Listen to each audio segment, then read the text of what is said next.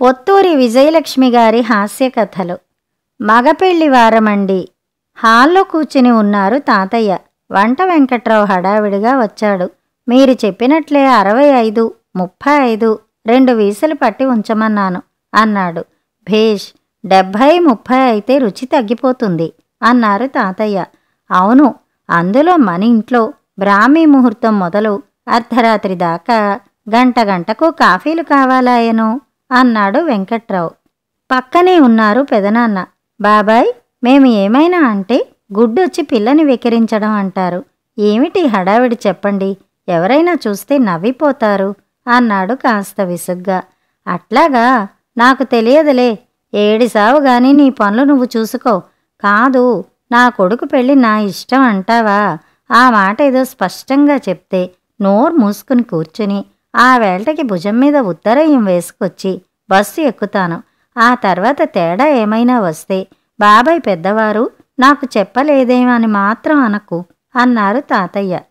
ఏమైనా అంటే ఇదిగో ఈ బెదిరింపు ఒకటి అని సణుక్కుంటూ వెళ్ళిపోయారు మా పెదనాన్న. వీడు మహా చెప్పొచ్చాడు నాకు అని పనిలో మునిగిపోయారు తాతయ్య. అసలు విషయం ఏమిటంటే మా అన్నయ్యకి పెళ్లి కుదిరింది. పరాయి సంబంధం. మా ఇంట్లో ఇంచుమించు అన్నీ దగ్గర సంబంధాలే. ఇప్పుడు మా పెదనాన్నగారి అబ్బాయికి బయట సంబంధమే ఖాయం చేశారు.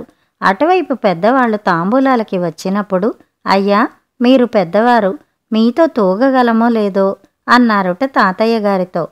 మా ఇంట్లో పెద్దవారు ఆయనే. ఏ శుభకార్యం జరిగినా ఆయన చేతి మీదుగానే జరగాలి. ఇతర విషయాల్లో మీరు అనవసరంగా హైరాణ పడకండి.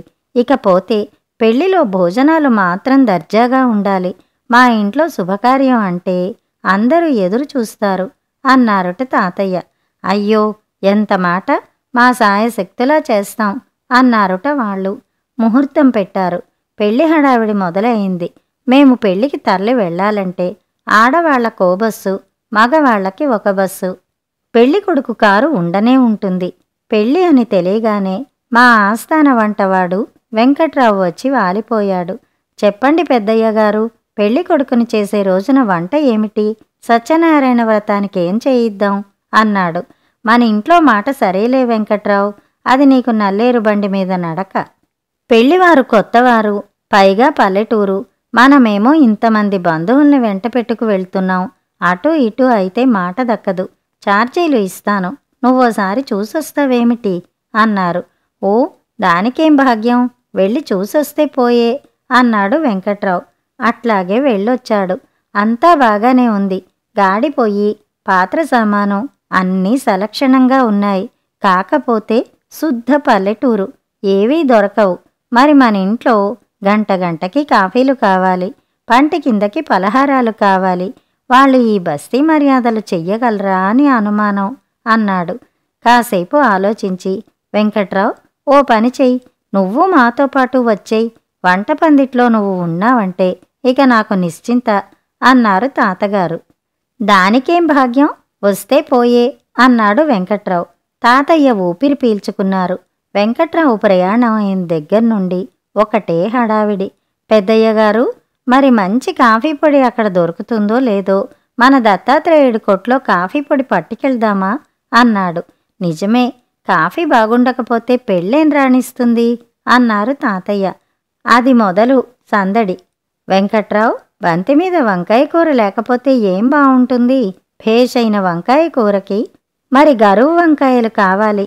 మన బాపట్ల బంధువులకు చెప్పించేస్తే ఓ బస్తాడు వేసుకొస్తారు అన్నారు తాతయ్య.